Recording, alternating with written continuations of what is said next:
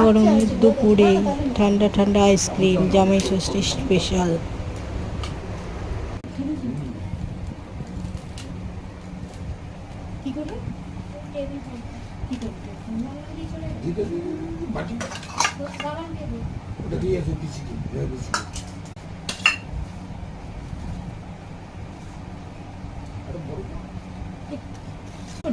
তুমি কাজ ভিডিও কেন করছো? তাতে কি তোকে তো নিচ্ছি না, ভিডিও কোথাও ছাড়বে তোকে তো নিচ্ছি না, তুই কোথাও আর এখানে নেই।